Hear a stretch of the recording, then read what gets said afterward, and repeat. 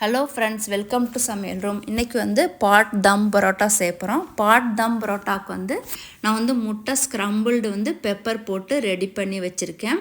இது பானையில் செய்யலாம், இல்லைன்னா குழம்பு வைக்கிற சட்டி இருக்குது பார்த்திங்களா, அதுலேயும் செய்யலாம். நான் இந்த பாத்திரத்தில் செய்கிறேன். ஃபஸ்ட்டு நான் சிக்கன் குழம்பு நல்லா ஸ்ப்ரெட் பண்ணி ஊற்றிருக்கேன். செகண்ட் நான் ஒரு புரோட்டாவை அது மேலே வைக்கிறேன். அடுத்ததாக மூணாவது ஆம்லெட், முட்டை ஆம்லெட்டை அதுக்கு மேலே வைக்கிறேன். திருப்பியும் அதுக்கு மேலே சிக்கன் குழம்பு ஊற்றுறேன். உங்கள்கிட்ட மட்டன் குழம்பு இருந்தால் கூட நீங்கள் நல்லா ஸ்ப்ரெட் பண்ணி பரவலாக ஊற்றிருக்கணும். அடுத்தது அஞ்சாவது லேயர் திருப்பியும் ஒரு புரோட்டாவை அது மேலே வைக்கிறேன். வச்சுட்டு திருப்பியும் அழுத்தி வைக்கிறப்போ ஒரு லேயர் வைக்கிறப்ப அழுத்தம் கொடுத்து வைக்கணும். அடுத்தது ஆறாவது லேயர் பொடியாக நறுக்குன வெங்காயத்தை ஸ்ப்ரெட் பண்ணி வைக்கணும். புரோட்டா என்னுடைய சேனலில் நான் போட்டிருக்கிறேன். தேவைப்பட்டால் நீங்கள் அந்த புரோட்டா வீடியோவை நீங்கள் போய் பார்க்கலாம்.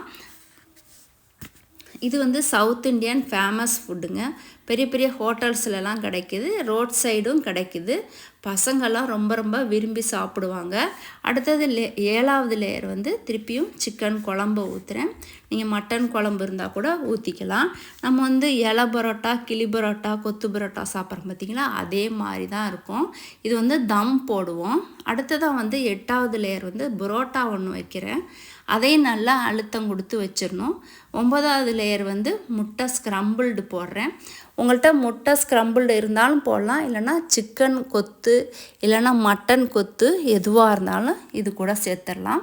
அடுத்ததான் திருப்பியும் சிக்கன் குழம்ப இது மேலே ஸ்ப்ரெட் பண்ணி ஊற்றுறேன். இல்லைனா மட்டன் குழம்பு இருந்தால் கூட நீங்கள் ஊற்றிக்கலாம். இந்த வீடியோ பிடிச்சிருந்தால் லைக் பண்ணுங்கள், ஷேர் பண்ணுங்கள், கமெண்ட் பண்ணுங்கள். மறக்காமல் சமையல் ரூமுக்கு சப்ஸ்கிரைப் பண்ணுங்கள். Please subscribe my channel. அடுத்தது 11வது லேயர் ஒரு புரோட்டாவை நான் பிச்சு திருப்பியும் ஸ்ப்ரெட் பண்ணி வச்சுருக்கிறேன், போட்டிருக்கேன். அது மேலே ஒரே புரோட்டா நம்ம பிச்சு ஃபுல்லாக ஸ்ப்ரெட் பண்ணி போட்டுடணும். அடுத்தது 12வது லேயர் நான் முந்திரி, திராட்சை, வெங்காயத்தை நெய்யில் வறுத்துருக்கேன். அதை 12வது லேயராக மேலே போட்டுறணும். இந்த பாட் தம் புரோட்டா ஃபுல்லாக லேயர் லேயர் அடுக்கடுக்காக வரும். ரொம்ப டேஸ்ட்டாக இருக்கும். லாஸ்ட்டாக தம் போடணும். அடுத்தது 13வது லேயர் திருப்பியும் சிக்கன் குழம்பு ஊற்றணும்.